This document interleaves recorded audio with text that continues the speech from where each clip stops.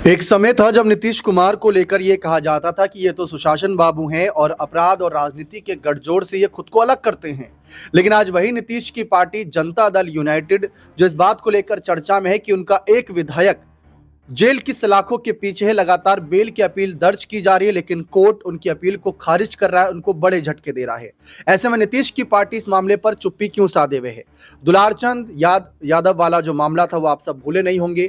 बीच चुनाव में जो हत्या की घटना सामने आई थी उसने पूरे बिहार को, पूरे देश को हिलाकर रख दिया था।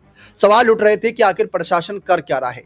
गुटबाजी हुई, उसके बाद जो झड़प हुई वो सबने देखा, तस्वीरें वायरल हुई और अनंत सिंह पर मुख्य आरोपी होने का आरोप लगा। जिन गंभीर धाराओं में एफआईआर दर्ज हुई उसके तहत इनको तुरंत ही गिरफ्तार भी किया गया। फिर वहीं जेडीयू की तरफ से यह कहा गया कि अनंत सिंह पूरा सहयोग कर रहे हैं, दोषी नहीं भी है, उनके खिलाफ षड्यंत्र रचा जा रहा है। अनंत सिंह ने भी कहा था कि सूरजभान की यह सब साजिश है। खैर, वो सारी बात पुरानी हो गई कि साजिश किसकी थी। अब ये फैसला कोर्ट करेगी कि कौन गलत है कौन सही। लेकिन अब गौर करने वाली बात यह है कि अनंत सिंह इस बार 2025 का चुनाव जेडीयू के सिंबल से लड़े, नीतीश की पार्टी से लड़े। लल्लन सिंह ने खुद यहां पर अनंत सिंह के लिए समर्थन मांगा था। इनकी पत्नी नीलम देवी और इनके बेटे राजनीति में सक्रिय होकर पूरा परिवार इनके लिए समर्थन मांगा, जिसका असर ये हुआ कि बाहुबली सूरजभान की पत्नी वीणा देवी को करीब 28,000 प्लस वोटों से इन्होंने हरा दिया था। जीत तो लिया, यहाँ पर जीत हासिल हुई, लेकिन अब जो जनता के लिए कामकाज करने हैं, क्या वो जेल की सलाखों के पीछे से पूरे हो पाएंगे?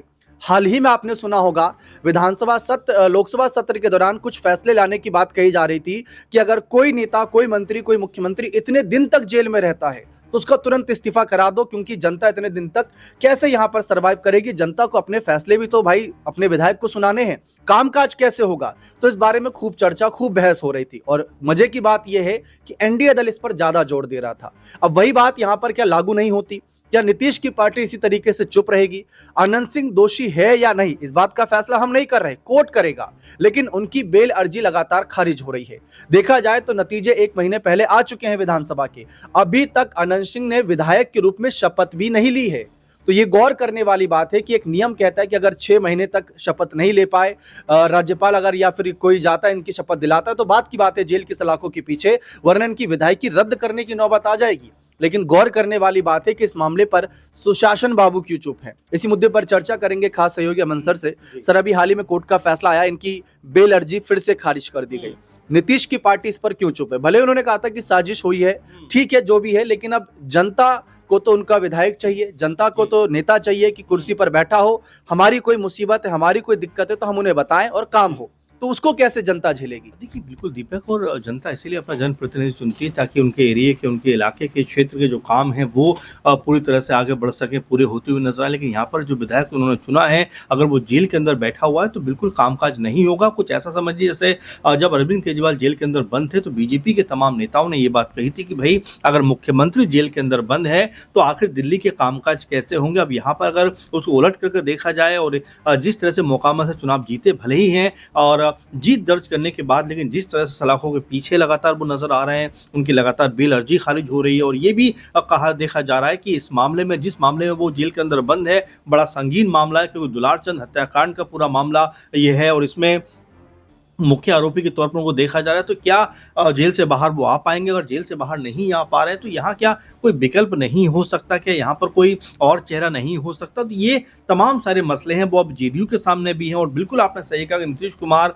और खुद बीजेपी तमाम सारे ऐसे मुद्दों पे मुखर होकर बोलती हुई नजर आती है। लेकिन जब अनंत सिंह की बात आती है तो कहीं ना कहीं सबकी जुबान पे ताला लगता हुआ नजर आता है, क्योंकि कानूनी प्रक्रिया को देखा जाए तो जिस तरह से सलाखों के पीछे वो नजर आते हैं, ऐसा लगता है कि प्रक्रिया लंबी चलने वाली है, क्योंकि हत्याकांड का पूरा मामला है, लगातार उनकी बेल की जो अर्जी है उसको खारिज किया जा रहा है। तो ऐसे में क्या अनंत सिंह की जगह आने वाले दिनों में कोई और चेहरा यहाँ पर नजर आ सकता है? क्या उनकी जो विधायकी है क्या वो अब रद्द हो सकती है? और क्या पार्टी जो है अब उनको अपने आप से अलग करती हुई नजर आई? क्योंकि कहीं ना कहीं छवि पे भी इसका बुरा असर पड़ता है कि भाई आपराधिक छवि के नेताओं को आप कहीं टिकट देकर अपने जो विधायक की संख्या तो बढ़ाना चाहते हैं, लेकिन जब बारी कामकाज की आती है, जनता चाहती है कि भाई उनके क्षेत्र का जो विधायक चुना गया है और वो कहीं क्षेत्र के अंदर काम करे, लेकिन जब वो जेल के अंदर बैठा होगा तो कैसे काम होगा? तो बिल्कुल अब यहाँ पर सवाल, न सिर्फ सवाल उठ रहे हैं बल्कि ये भी बात निकल कर सामने आ रही है कि क्या सरकार जो है, जो एनडीए की सरकार है, क्या मोकामा के लोगों के साथ में अन्याय नहीं कर रही? क्या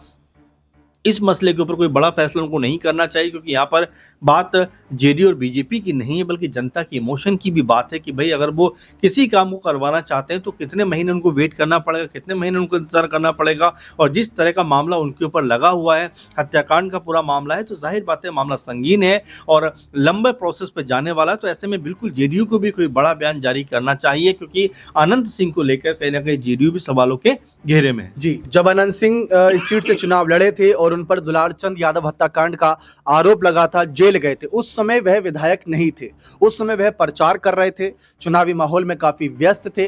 और आप सबको याद होगा, बताया तो यही गया था कि सामने से वह आ रहे थे, दुलार चंद का काफिला आ रहा था, तो झड़प हुई और इस बीच बताया गया कि गोली लगी पैर में। उसके बाद उनके ऊपर भारी वाहन गुजरा, तो भारी चोट लगने की वजह से दुलार चंद की जान गई। पोस्टमार्टम रिपोर्ट में सारी जानकारी आई। सीआईडी भी इस मामले में इन्वॉल्व है, बिहार पुलिस भी इन्वॉल्व है इस मामले में, लेकिन अभी तक जांच में क्या हो रहा है क्या नहीं, किसी को कानो कान खबर नहीं।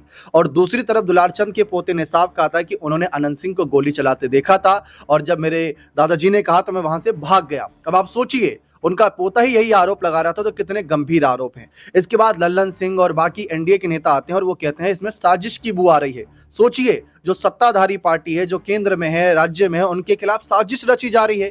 इतनी बड़ी साजिश की उनका एक विधायक जो अपने लिए लड़ाई लड़ रहा है, चुनाव जीतने की लड़ाई लड़ रहा है, उनको ही जेल भिजवा दिया। तो ये कैसी साजिश थी, समझने वाली बात थी। फिलहाल अब सारा मुद्दा यही आता है कि अगर अनंत सिंह को बेल नहीं मिलती या रिहा नहीं होते, क्योंकि कोई ये झड़प का मामला नहीं है, कोई ये ऐसा नहीं कि लूट डकैती का मामला हो, हत्याकांड का मामला है, एक व्यक्ति की जान गई है। तो ऐसे में मामला बहुत गंभीर है, बहुत संगीन है, आरोप जो भी लगे। ऐसे समय में अब अगला कदम क्या होगा? तो चर्चा तो ये हो रही थी कि अगर ऐसी कोई नौबत आती है कि कल को अनंत सिंह को पीछे करने की बारी आए, कि आप अगर जेल में हो तो पहले इस मामले से थोड़ा अपने आप को आराम दीजिए, वहां पर पहले आप केस कचहरी का सामना करिए, जनता के कामकाज ना रुकें। वैसे तो देखा जाए अनंत सिंह के समर्थक इतने हैं कि कामकाज नहीं रुकने देंगे, लेकिन फिर वही बात आती है कि लोकतांत्रिक देश है, जनता ने अनंत सिंह को विधायक चुना है, ना कि उनके समर्थकों को। तो विधायक का होना जरूरी है। अभी तक उन्होंने शपथ भी नहीं ली है, शपथ के लिए भी उन्होंने बेल की अर्जी दी थी, लेकिन उनको वहां पर न्याय नहीं मिला था, वहां पर उनको कह सकते राहत नहीं मिली थी। अब वही बात आई कि अगर कल को नौबत आई तो जेडीयू किसको आगे करेगी? क्या इनकी पत्नी नीलम देवी को आगे करेगी, या इनके दो बेटे हैं उनमें से किसी एक को आगे कर दिया जाएगा?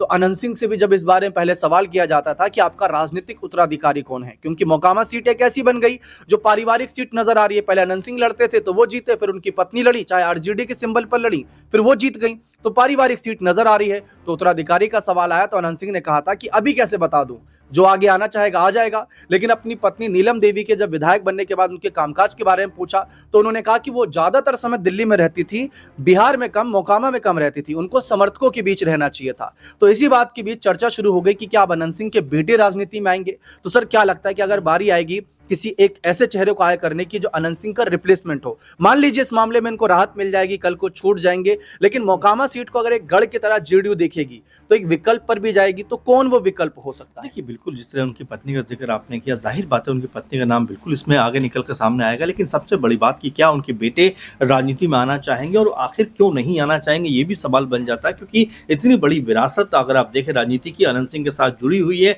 लगातार वो या उनकी पत्नी इस सीट के ऊपर उतरते हैं और यूं ही चुनाव जीत जाते हैं। अभी भी आपने देखा कि जिस मामले में जेल के अंदर बंद थे, उसके बाद उस सीट के ऊपर वोटिंग होती है और कई हजार यानी कि लगभग 25-30 हजार वोटर चुनाव वो जीतते हैं। तो ये बताता है कि किस तरह का रसूख, किस तरह का दबदबा उनका मोकामा के अंदर दिखाई पड़ता। वैसे में जो बात आप करें कि अगर रिहा होने में या उनके ऊपर सजा होने में अगर कोर्ट का फैसला आता है तो आखिर इस सीट के ऊपर फिर कौन जाएगा? क्या उनकी पत्नी जाएंगी या उनके बेटे जाएंगे? तो देखिए, अभी इसमें मुझे ऐसा लगता है कि अब यहाँ से हो सकता है अनंत सिंह अपने बेटों को भी आगे करते हुए दिखाई पड़े, कि क्योंकि राजनीति में अपने बेटों को भी वो लेकर आना चाहते हैं। कभी भी उन्होंने इनकार नहीं किया, उन्होंने तो ये कहा है कि आने का मन होगा तो आ जाएंगे। तो बिल्कुल हो सकता है ये मौका कि अगर उनके पिता को मान लीजिए इस पूरे मामले में सजा होती है, उनकी विधायकी अगर ख़त्म हो जाती है, तो मुझे ऐसा लगता है कि उनके बेटों को जेडीयू ज़रूर आगे करना चाहिए। क्योंकि जो दबदबा अनंत सिंह का मोकामा के अंदर नजर आता है, खासकर अगर 4-5 चुनाव देखें बीते आप, किसी और को जीतने का मौका ही नहीं मिलता है। वोट उनके पास आ जाते हैं, भले जेल के बाहर हो, जेल के अंदर, उससे फर्क नहीं पड़ता, चुनाव वही जीतते हुए नजर आते हैं। तो यहां पर ये मान सकते हैं कि भाई मोकामा के अंदर अनंत सिंह का अच्छा खासा दबदबा है। उनके बेटे अगर चुनाव में उतरते हैं या पत्नी चुनाव में आती है तो उनको जीत दर्ज करने से कोई रोकने वाला फिलहाल तो दिखाई नहीं पड़ता है। जी, बिल्कुल इस पर लेकिन ललन और नीतीश बाबू को फैसला लेना होगा, सही समय पर लेना होगा, इससे पहले ज़्यादा किरकिरी हो, क्योंकि कोर्ट का फैसला है, उसमें कुछ गलत फैसला उनके खिलाफ फैसला हो वो तो बात की बात है, लेकिन अगर गलत फैसला आता है तो विपक्ष को एक तरीके से मौका मिल जाएगा यहाँ पर जो सत्ताधारी पार्टी है उसको घेरने का, और बीजेपी भी ये नहीं चाहेगी कि ऐसा कुछ हो।